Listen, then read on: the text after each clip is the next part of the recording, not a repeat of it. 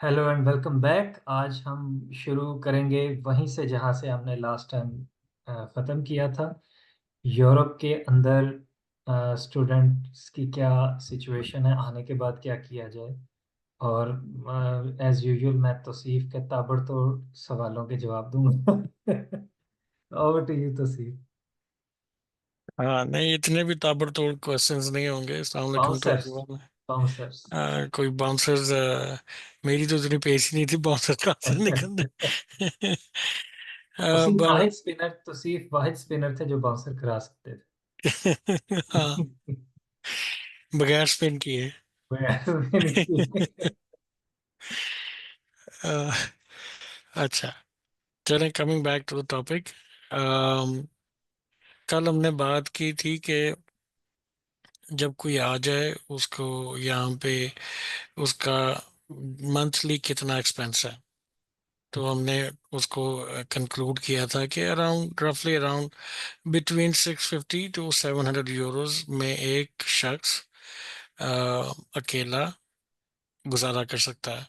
और मिनिमम जो उसको जॉब वेजेस हैं, जो उसकी वेजेस हैं, कोई भी उसको और जॉब मिल जाए, उसमें ही can earn around minimum two minimum 1100-1200 euro आराम से कमा सकता है। इजीली। मैं बहुत नीचे लोअर लेवल पे जा रहा हूँ ताकि कोई हाई एक्सपेक्टेशंस अपनी ना बनाए। और गाइस, हम आपको पहले ये बता दें कि ये जितनी भी डिस्कशन इस पॉडकास्ट में, इन वीडियोस में हो रही है मेरे और फहद के दरमियान या अली मोहसिन के दरमियान, ये सारी हमारा अपना पर्सनल एक्सपीरियंस की बेस पे है। बिल्कुल ये। कोई हम ये एक डिस्क्लेमर है हमारी तरफ से, क्योंकि कोई हम में से लाइसेंस एजेंट नहीं है, कोई हम में से लाइसेंस इमिग्रेशन कंसल्टेंट नहीं है, कोई स्टूडेंट एडवाइजर नहीं है किसी भी यूनिवर्सिटी के फोरम पे या उनके पैनल पे।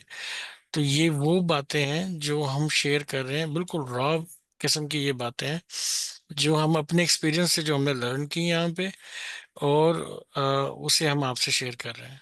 तो हमारा मकसद आपकी इंफॉर्मेशन को मतलब आपका जो जो आपकी एक्सपेक्टेशंस हैं उनको सही मायनों में सेट करना, बजाय कि जैसे कंसल्टेंट्स करते हैं कि वो अ, अपने बिजनेस को चमकाने के लिए वो बहुत ज़्यादा एक्सपेक्टेशंस को बढ़ा देते हैं और समझते हैं और बताते ही हैं कि बहुत इजी है हर काम।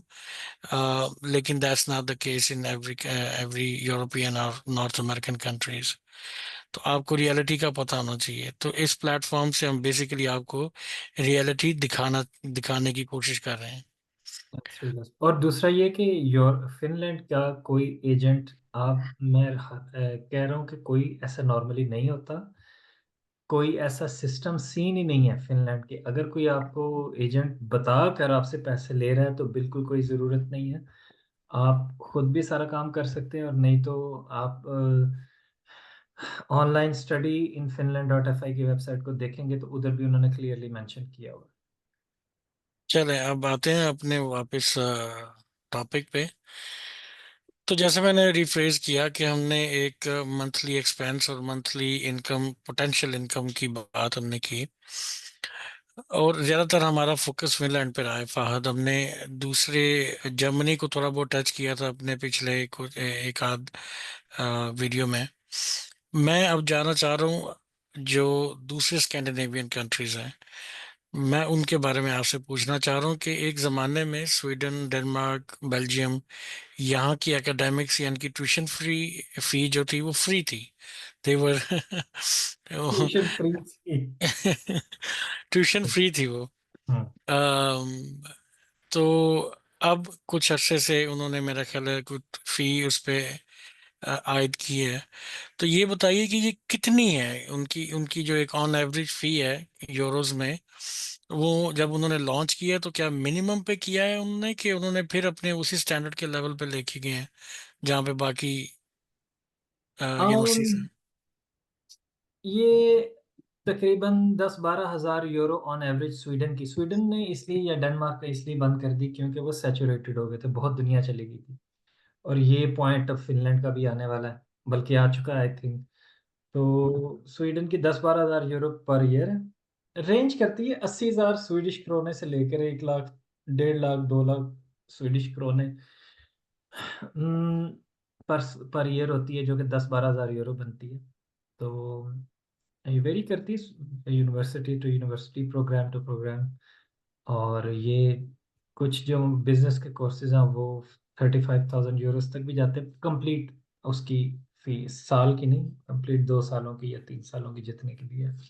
डेनमार्क कभी भी इतना, मतलब स्टूडेंट्स होते हैं वहाँ पर, लेकिन वहाँ पर वो इन्फ्लक्स नहीं है, या लोग नहीं जाना चाहते डेनमार्क, क्योंकि वो सैचुरेट हो गया। उन्होंने काफ़ी स्ट्रिक्ट कर दी है अपनी वीज़ा पॉलिसी। और same goes for Sweden. Sweden is somewhere in the middle between Finland and Denmark. रही बात नॉर्वे की, नॉर्वे काफ़ी एक्सपेंसिव है। इतना एक्सपेंसिव है कि आप वहाँ, नॉर्वे के बारे में कहा जाता है कि आपको कोई भी चीज़ वहाँ पे, कोई भी चीज़, नॉट इवन कैंडी, 1 यूरो से कम की नहीं मिलेगी। हम्म। तो ये यानी कि ये इट शोज कि वो कितना एक्सपेंसिव है। उसकी वजह उनकी करेंसी की वैल्यू है, वो नॉर्वेजियन क्रोने, NOK के नाम से वो सिंबल है उसका। और वो बड़ी वैल्यू है उनकी, वो बहुत रिच कंट्री है नॉर्वे। ओके, लेकिन इन्फ्लेशन उस हिसाब से ज्यादा है। है, लेकिन वो इतना बॉदर नहीं करते, क्योंकि उधर सैलरीज भी अच्छी हैं। Okay. As compared to Finland. Finland सबसे लो पेड स्कैंडिनेवियन कंट्री है इन चारों में से। है आइसलैंड भी, लेकिन आइसलैंड में जॉब्स ना होने के बराबर, ना वहाँ कोई पढ़ने जाता, जाता भी होगा तो इक्का दुक्का जाते हो, कोई जॉब्स शॉब्स नहीं है उधर। अच्छा, मुझे एक बात याद आ गई। It's on a lighter note. Iceland में आइस नहीं होती, नहीं होती, वो ग्रीन और है। वो ग्रीन है। और ग्रीनलैंड में ग्रीनरी है ही नहीं, ग्रीनरी नहीं है, सारी बर्फ है। लेकिन आइसलैंड में बर्फ पड़ती है। बट इतनी नहीं जितनी ग्रीनलैंड इतनी। में है। तो मुझे तो समझ नहीं आई कि इनके नाम ऑपोजिट इनकी नेचर के क्यों रखे हुए हैं। तो एनीवेज, अच्छा ये बताइए कि क्या बिहेवियर है सोसाइटी का या कम्युनिटी का, स्पेशली जो लोकल हैं, जो नेटिव्स हैं, उनका टुवर्ड्स इंटरनेशनल स्टूडेंट्स, स्पेशली उन उन लोगों की तरफ जो साउथ एशिया से आए हैं। कम्युनिटी का बहुत पॉजिटिव रिस्पांस है, लोकल कम्युनिटी का। ऑब्वियसली कि कल्चरल डिफरेंस बहुत ज़्यादा होता है यूरोप में। यूरोपियंस भी आते हैं यहाँ पर पढ़ने, जर्मनी से कोई आया है, इटली से आया, फ्रांस से भी पढ़ने आते हैं। अब यूरोप की शेयर्ड वैल्यूज हैं बहुत ज़्यादा, क्योंकि वो एक रीजन में है। हमें अली मोहसिन ने भी ज्वाइन कर लिया अभी। अस्सलाम अ, वालेकुम। वालेकुम अस्सलाम। तो इनकी आपस में एक अंडरस्टैंडिंग ज़्यादा है, सिमिलर टू कोई अगर इंडियन या बंगाली हमें ज्वाइन करेगा, तो हमारी उसके साथ शेयर्ड वैल्यूज होंगी, हम उसकी बात को आराम से समझ लेंगे। वो कल्चरल ट्रेडिशंस या हैबिट्स जो होती हैं, या काम करने के तरीके, वो सिमिलर होते हैं। इस तरह यूरोप का भी इनका आपस में तो ठीक है, लेकिन ये वेलकमिंग है as long as you conform to their social standards और एथिकल वैल्यूज। अगर आप ये जिन एथिकल वैल्यूज का हम पिछली पॉडकास्ट में जिक्र कर चुके हैं, अगर हम उनको कंफर्म करते हैं तो you are more than welcome. लेकिन अगर आप उनको कंफर्म नहीं करते, तो ये रिपोर्ट करने में 1 सेकंड नहीं लगाते। और ये बड़े विजिलेंट है इस मामले में, कि किसी का अगर टैक्स कम कटा है, तो ये खुद जाते हैं टैक्स ऑफिस, या कॉल करते हैं कि मेरा ख्याल है आपने मेरा टैक्स कम काटा है, go ahead, reevaluate that and send me more so I can pay you। ये इस तरह की कॉम है। और अगर वो देखते हैं कि उनके नेबरहुड में, या उनके सामने ऑफिस में, या रास्ते में जाते हुए कोई काम गलत हो रहा है, फौरन फोन करेंगे अथॉरिटीज को। ये अपनी एक सिविक ड्यूटी समझते हैं, और उसको बड़ा ही एक जो वो एक आवरा है, या जो कह लें कि जो सिचुएशन है, ये उसको मेंटेन रखने में बड़ा विजिलेंट होता है। तो फिर तो साउथ एशियन काफी प्रॉब्लम में नहीं आते, क्योंकि ये तो चलते फिरते प्रॉब्लम्स क्रिएट कर रहे होते हैं एक दूसरे के लिए। साउथ एशियन नहीं कह सकते, Indians are very conformist. Indians बहुत ज़्यादा अच्छा कन्फॉर्म करते हैं मोस्टली यहाँ पे। साउथ इंडिया से लोग आते हैं, and I found them very soft, humble and loving people. वो बहुत अच्छे होते हैं, और वो बड़े मेलिएबल होते हैं, मिलनसार, राजिज आजिज हम्बल भी होते हैं। जो what about Punjabis? Punjabis are there, but वो भी कम है, लेकिन वो भी कंफर्म करते हैं, वो बहुत कम है, लेकिन दे आर नॉट। उनकी। यहाँ पे तो मैंने मोस्टली को देखा है कि वो, हम पंजाबी में अपनी भी बात करूंगा, that we are mavericks rather than a bit conformist. नहीं, मेवरिक्स मतलब मेवरिक्स उस सेंस में नहीं कि वो यानी कि बागियाना जिसे कहते वो नहीं है। बहुत इक्का दुक्का मैंने देखे हैं पंजाबी, इसके अलावा मैंने नहीं देखे। इक्का दुक्का मैंने पिछले 10-12 सालों में इधर, इससे ज्यादा नहीं देखे। क्यों? वो पंजाबी जो है ना, वो बेचारे सर्दी से बहुत भागते हैं सच्ची बात है। तो वो फिर इस वजह से जो है ना वो, अब पता नहीं वो कनाडा में क्यों है, लेकिन मैंने ये नोटिस किया कि वो सर्दी जो है ना वो बहुत उसको वो करते हैं। लेकिन जो पाकिस्तानी है वो, उनको काफ़ी प्रॉब्लम होती है शुरू में, बहुत ज़्यादा प्रॉब्लम होती है इधर आते हुए, क्योंकि बहुत कल्चरल शॉक लगता है उनको। चीज़ें यहाँ पर जैसी लिखी होती हैं वो वैसी ही होती हैं, ऑन मतलब आपको उनकी फेस वैल्यू पे लेना चाहिए चीज़ों को, जो लिखा है वैसा ही होगा। कोई जुगाड़, कोई work around, don't think about that. अच्छा, मैं आपको थोड़ा सा यहाँ पे I would like to disagree कि पंजाबियों को सर्दी से भागते हैं ये, मैं वही कह रहा हूँ, स्पेशली। कनाडा के बारे में मैं नहीं कुछ कह सकता, लेकिन मैं यहाँ पे। आपको ये बताता हूँ कि 100-150 साल पहले कनाडा में जब ये थोड़ा सा इनमें रेवोल्यूशन आया, इन्होंने रिसर्च की कि दुनिया में कौन से ऐसे लोग हैं जो सख्त जान है और सख्त सर्दी में काम कर सकते हैं आउटडोर। ठीक है। तो मैंने सुना था कि जर्मनी वर्ल्ड वॉर 2 के बाद उन्होंने पाकिस्तान से कहा कि अपनी लेबर फोर्स हमें दें to build rebuild the Germany, तो उन्होंने दी नहीं। ये सेवेंटीज सेवेंटीज नहीं, समवेयर अराउंड 60s 70s। तो पाकिस्तानियों ने इतना सीरियसली लिया नहीं, तो टर्किश बहुत ज्यादा गए।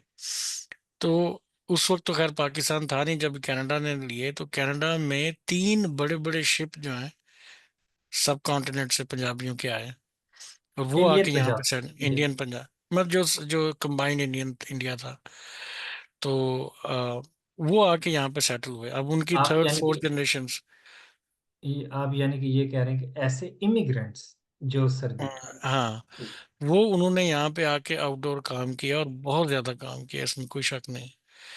तो ये ये बहरहाल। बात वैसे यहाँ पे भी मानी जाती है, कंस्ट्रक्शन का जो बिजनेस है वो पंजाबी जो है उसमें भाग के जाते हैं पाकिस्तानियों के मुकाबले में। Punjabi, Indian Punjabi I would say. या दूसरे ये जो आइलैंडर्स हैं जिन्हें हम यहाँ पे, वो जो फेमस रेसलर है रॉक, उसकी जो बिरादरी है, उन्हें यहाँ पे आइलैंडर्स कहा जाता है, क्योंकि वो टोंगा और समोआ, ये छोटे छोटे आइलैंड्स हैं, वहाँ से ये लोग आते हैं। और बहुत, मतलब मेरे जैसे दो लोग हों तो उनकी एक बनता है, दो या तीन। तो वो लोग बहुत ज़्यादा मेहनत कश हैं, ये बात बिल्कुल ठीक है। हाँ, अच्छा, यहाँ चलें पर वापस।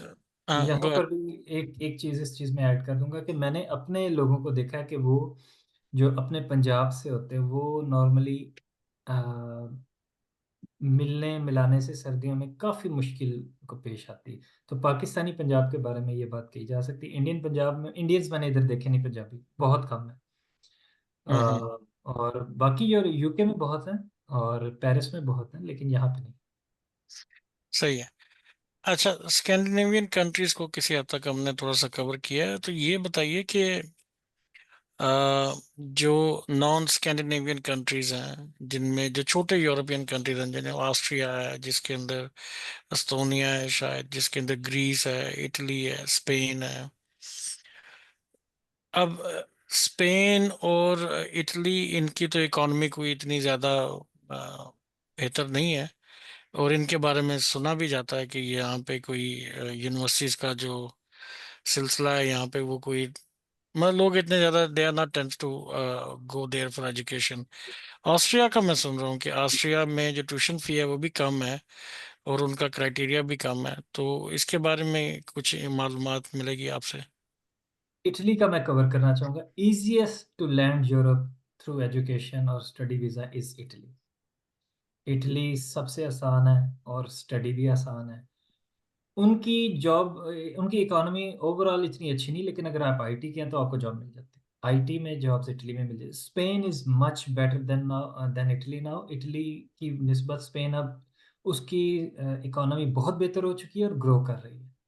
वो हम्म, ज़माना गुज़र गया जब हम कहते थे कि स्पेन के बुरे हालात हैं, नहीं। अब यहाँ से फ़िनलैंड से लोग जॉब लेकर स्पेन और पुर्तगाल जा रहे हैं। व्हाई? क्योंकि दोज़ आर वार्मर कंट्रीज़, खूबसूरत हैं, गर्म हैं और चीप हैं। वहाँ पे रहना, और लोग भी बड़े बहुत वालेहाना मोहब्बत करने वाले। बातें ही सुनी है लाहौरी ज़िंदा दिलाने Lahore, no, I I do not agree with that कि वो सबसे ज़्यादा ज़िंदा दिलाने लाहौर है। मैं ये नहीं कह रहा वो ज़िंदा दिलाने लाहौर नहीं है, वो हैं, लेकिन ये लोग सबसे ज़्यादा है। वो मतलब आपकी जो बात है ना जिंदा दिलाने लाहौर, वो क्योंकि आप लाहौर से हो, मैं भी पाकिस्तान से हूँ, तो हमें इसलिए नहीं फील होता कि हम लोकल्स हैं। आप पाकिस्तान से बाहर से जो लोग जाते हैं, स्पेशली इंडियन पंजाबी जब जाते हैं, आप उनके वीलॉग्स देखें, और जो यूरोपियंस या अमेरिकन एडवेंचर के तौर पे पाकिस्तान में जाते हैं, क्योंकि यहाँ पे इमेज बहुत गंदा है पाकिस्तान का, तो वो जब वहाँ पे जाते हैं तो वो लोग हैरान हो जाते हैं एक चीज को लेके, कि हम जहाँ पे भी खाना खाएं, जहाँ पे भी जिस भी दुकान में जाएं, जब उन्हें पता लगता है कि ये बंदा पाकिस्तानी नहीं है, पंजाबी जो है, इंडियन पंजाबी स्पेशली, ये तो उस साइड से आया है, तो पैसे नहीं लेते वो हमसे। गोरे इस बात को, उस आप, और ये चीज आपको 99% तमाम वीलॉग्स में कॉमन मिलेगी कि पाकिस्तानी पैसे नहीं लेते हमसे जब उन्हें पता चलता है, तो वो अब यही कुछ ही होता है अब, और इससे आगे बेचारा कोई मैं पाकिस्तानी पंजाबी एग्जैक्टली लौरिया क्या करे। मैं इस चीज़ पे ये एक चीज़ ऐड करूंगा, ये सहूलत सिर्फ बाहर से आने वालों को मुयस्सर होती है। अगर मुल्क के दूसरे हिस्सों से आएंगे तो वो देखे देखे जाने वाली बात है कि क्या उनको भी ये सहूलत मुयस्सर होती है उनके नहीं, साथ। उन्हें वो सहूलत नहीं ना मैसर, क्योंकि वहां पे फिर आपने वो एक हमारे अंदर का जो एक जज्बा होता है हॉस्पिटैलिटी का, वो चीज इतनी उमड़ के बाहर नहीं आती। एग्जैक्टली क्योंकि कुछ मेरे अपने कोलीग से, मेरे डायरेक्टर थे एक ऑर्गेनाइजेशन में, उनका बहुत बुरा एक्सपीरियंस था। उन्होंने मुझे बताया तो मुझे बहुत अजीब लगा कि how they treat them versus them. तो ऑब्वियसली वो फैक्टर है, इसमें तो कोई शक नहीं है कि वो तो इवन के केपीके जाए तो केपीके में तो, केपीके का मैं कह सकता हूँ कि जब मैं केपीके गया, ये दीर या कुमराट वगैरह में, तो वहां पे इतना छोटा सा बच्चा, उसके पास भी इतनी सेंस थी कि ये हमारे मेहमान हैं, और वो कावा बेच रहा था ग्राउंड में रात के वक्त, और हमने उसको बड़ी कोशिश की पैसे देने की, उसने कहा नहीं, आप हमारा मेहमान है, हम आपसे पैसे नहीं लेगा। अब हम वहीं से थे। सो दैट्स वेरी वैल्यूएबल, जो कि बड़ी अच्छी चीज़ है। लेकिन आपका देखिए, एक सवाल जो जो तौसीफ ने पूछा था वो क्या था, जिसका आंसर करना मेरे ख्याल है रह गया। जो जैसे ऑस्ट्रिया की मैं बात कर रहा था। ऑस्ट्रिया के लिए, इटली जो है, सॉरी, तो मैं ये बता रहा था कि स्पेन और इटली के लोग बहुत वालेहाना अंदाज में आपको वेलकम करते हैं, बड़े गर्मजोश लोग हैं, और आपको नहीं फील होगा कि आप किसी अजनबी दुनिया, नो, आपके साथ बड़े खुलखलाग हंसेंगे, खेलेंगे, फुल शुगल करेंगे, और कोई आपको फील नहीं होगा। ऑस्ट्रिया जो है वो बहुत अच्छी डेस्टिनेशन है, ज़बरदस्त कंट्री है, बड़ा ही खूबसूरत है। हाल स्टार्ट पूरे पूरा यूरोप आ जाता है गर्मियों में सर्दियों दोनों में। और बिल्कुल सही कह रहे हैं, उसकी फीस भी मुनासिब है, लेकिन it's not that easy to secure admission, क्योंकि वही रेलिवेंसी की बात आती है। अगर आपका रेलिवेंट है, जिस कोर्स में आपने लिए विद योर एकेडमिक्स, हो जाता है। अगर रेलिवेंट नहीं है तो जितने मर्जी आपके शानदार। नहीं, अगर रेलिवेंट नहीं है तो शायद जैसे मैं अक्सर कहा करता हूँ, अफगानिस्तान भी आपको एडमिशन ना दे। तो ये रेलिवेंट अफगानिस्तान वो के बात यूनिवर्सिटीज है। हैं। अब यहाँ पे मदरसा। ये, ये सख्ती अब तकरीबन हर जगह पे हो गई हुई है, क्योंकि इमिग्रेंट्स का एक इतना बड़ा रेला है हाँ, पाकिस्तान से, स्पेशली जब से इमरान खान की गवर्नमेंट गई है उसके बाद से, कि दुबई ने भी सख्ती कर दी पाकिस्तानियों पे। यहाँ पे भी लोग विजिट वीजे पे आते थे, और यहाँ पे आके वीजा कन्वर्ट करवा लेते थे, स्टूडेंट वीजे में दाखिला लिया किसी न किसी डिप्लोमा वगैरह में। तो अब उस पे उन्होंने बहुत ज्यादा सख्ती कर दी है कि अब आप अगर विजिटर हैं तो विजिटर ही हैं, अगर स्टूडेंट आना है तो एक दफा जाएं यहाँ से, और वहां से बैठ के अपने मुल्क से अप्लाई करें student visa, and then you come back. तो ये चीज तो अब यहाँ पे, और फिर आपकी अब वो उसमें भी काफी स्क्रूटनी होती है कि अगर आप आए ग्रेजुएशन में हैं, मास्टर्स डिग्री में आए, और आपने आके कहा कि मैं तो डिप्लोमा करना है, तो वो कहेंगे नहीं, आप नहीं डिप्लोमा कर सकते, आप आई जिसमें आप वही करें। तो ये अब काफी ज्यादा इन्होंने चैनलाइज कर दी है यहाँ पे भी चीजें। बिल्कुल। और अगर आप ऑस्ट्रिया आ रहे हैं तो ये जहन में रखिए कि जो जॉब्स की सिचुएशन बाकी मुल्कों में, यहाँ पे ऑस्ट्रिया में जर्मन बोली जाती है, स्विट्जरलैंड में स्विस जर्मन बोली जाती है, जर्मनी भी साथ है, उधर भी जर्मन बोली जाती है। और बाकी जो फ्रांस वगैरह वहाँ फ्रेंच बोली जाती है। इस तरह वो है। आप लग्जमबर्ग है, वहाँ पर फ्रेंच बोली जाती है। तो इस तरह आपको ये लैंग्वेजेस के आप हिसार में आ जाते हैं कि अगर आपको उधर स्टडी के बाद जॉब सिक्योर करनी है then you must have to learn language. और जर्मन अब इतनी बात इजी होनी लैंग्वेज चाहिए। है इसके। एक पाकिस्तानियों का और इंडियंस का, हमारा या बांग्लादेश या सब कॉन्टिनेंट के लोगों का इंग्लिश स्पीकिंग कंट्रीज में जाने की एक बहुत बड़ी वजह भी यही होती है कि ये it is kind of our second language. तो बचपन से हम एबीसी पढ़ रहे होते हैं तो हमें थोड़ा कंफर्टेबल लगता है।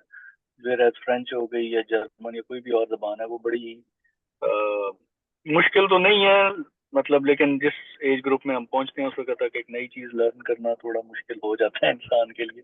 और जर्मन की ग्रामर भी काफ़ी मुश्किल है। और दूसरा ये मुश्किल इसलिए लगती है कि हमें उर्दू और अंग्रेजी की ग्रामर बिल्कुल एक जैसी है, डिट्टो कॉपी है, कोई फर्क नहीं, इसलिए इंग्लिश हमें समझने में आसानी है।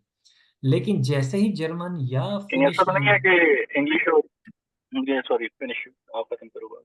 फिनिश और जर्मन जो हैं ये और फ्रेंच जो हैं ये इक्वली डिफिकल्ट लैंग्वेजेस में आती हैं। तो इसको सीखना भी इतना आसान नहीं होता, क्योंकि मैं फिनिश की मिसाल देता हूँ। दो तीन मेरे दोस्त आए हैं इधर पाकिस्तान से।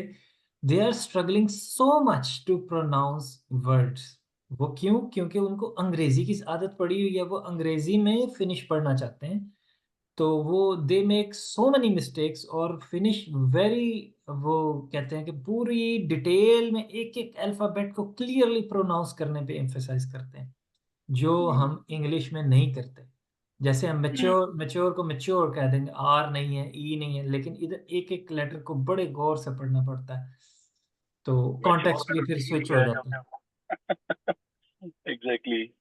कहीं ऐसा तो नहीं है कि इंग्लिश और उर्दू, जैसे भी आपने कहा कि वो अ, एक दूसरे की उनकी ग्रामर मिरर इमेज है, तो कहीं ऐसा तो नहीं कि 100-200 साल इकट्ठे रहने की वजह से अंग्रेजी और उर्दू जो है वो उर्दू थोड़ी बेसिकली एवोल्यूशन कोई हो, जुबान नहीं है, बहुत अच्छा पॉइंट उनकी उठाया। उनकी एवोल्यूशन हो गई है, या चले उर्दू की एवोल्यूशन हो गई है, और उसने नहीं नहीं उर्दू में नहीं। एक खूबी ये है कि वो उसने अपने अंदर बहुत सारा माल इकट्ठा किया हुआ है हर हर जबान से। उर्दू में लोन वर्ड्स ही हैं। उर्दू इटसेल्फ कोई प्योर लैंग्वेज नहीं होती थी। उर्दू इवॉल्व हुई है या लाइमलाइट में इसलिए आई है क्योंकि, मुझे बताइए इसका कौन सा वर्ड अपना है। फॉर एग्जाम्पल स्कूल जो है, स्कूल लिखते हैं हम उर्दू में, या मदरसा हम्म, लिखते हैं, मदरसा अरबी से मतलब है, ठीक यप। है। और स्कूल इंग्लिश से आया है। अपना इसमें अगर ये कहा जाए, किसी से पूछा जाए कि स्कूल जो है उर्दू में क्या कहते हैं, ये तो कोई कहेगा मदरसा या स्कूल ही कहेगा, और इसके अलावा कोई वर्ड नहीं है उसके पास। इसी तरह यूनिवर्सिटी को ले लें, अस्पताल को ले लें। तो उर्दू इटसेल्फ नहीं, ये लश्करी जुबान है, मीन्स कि ये यहाँ पे ट्रेडिंग बहुत होती थी। मजे की ये बात यह है कि अफगानिस्तान में ये जब 2021, सॉरी 2022 में अमेरिका वहां से जा रहा था और आ रहे थे स्टूडेंट्स तो बहुत ज्यादा मैंने ये लफ्ज उर्दू सुना वहां पे, तो पता चला है कि वहां पे उर्दू आज भी लश्कर को, फौज को उर्दू ही कहा जाता है वहां पे। उर्दू का दूसरा मतलब फौज है। उर्दू, सॉरी दूसरा नहीं, उर्दू का मतलब ही फौज है, लश्कर है। तो they still call Urdu as fauj. तो ये लश्कर जबान तो ज्यादा, हाँ लश्कर, लश्कर तो वो है, मतलब आज भी आर्मी को उन मुल्कों में फारसी में, स्पेशली वो लोग फारसी ज्यादा बोलते हैं, है। तो वो उसे यही कहते हैं फौज का जो है मुतबादिल लफ्ज, वो उर्दू है वहां पे। बिल्कुल। और मज़े की बात, उर्दू में फारसी, तुर्किश, इंग्लिश, अरबी, काफ़ी ज़ुबानों का है। और संस्कृत के कई अल्फाज हैं, जैसे कथार्शस, कथार्शस मिलता है, ये कथार्शस भी उधर से आया है। अब मेरी एक कोलीग थी, यूरोप का एक कंट्री है आर्मीनिया। अब what are the odds of finding common words with Armenian language and Urdu language और पर्शियन लैंग्वेज? क्या ऑड्स होंगे? बहुत ही एंटायरली दूर। वो उसकी वजह ये निकली कि तुर्कों ने बड़ा जुल्म किया था आर्मीनिया पे, बड़ा उन्होंने मैन स्लॉटर किया था, बड़ा जीनोसाइड कह लें, बड़ा मशहूर है उनके ऊपर। तो वहां पर जब हुआ तो वो ईरान की उनके साथ रूट्स मिलती हैं, तो इसी तरह मिठास और इस तरह के अल्फाज जो थे उनके पास भी वही थे। मैंने कहा ये क्या मतलब है, ये तुमने क्या बोला है? वो कहती कि ये इसका ये मतलब है कि ये मैं कि ये हमारी जुबान में भी यही है। हाउ लाइकली इट इज कि आप किसी यूरोपियन लैंग्वेज में कॉमन वर्ड्स और उनके सेम मीनिंग ढूंढें, बहुत मुश्किल है। तो ये ये यहाँ जो से है ना जिप्सीज, रोमेनियन जिप्सीज, आप हैरान होंगे, आप इसकी you can Google Pakistan, it. बिल्कुल बिल्कुल, आई एग्री। वो पंजाबी है। Can you believe that?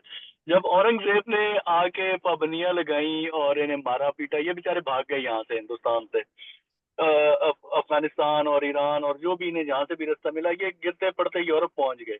जो रोमेनियन जिप्सीज हैं उनकी रूट्स पंजाबी हैं, और वो कितने ही अल्फाज आज भी, इतने सौ साल बाद भी, वो पंजाबी में और रोमेनियन जुबान में वो कॉमन है। काफी सारे अल्फाज अब मुझे वो नहीं याद, लेकिन जब उनमें से काफियों ने अपना डीएनए, ये जो आजकल बड़ा इजी है ancestry.com पे, वो करवाया, तो वो खुद हैरान रह गए कि दे मैं आर उसकी वजह बता, पंजाबी।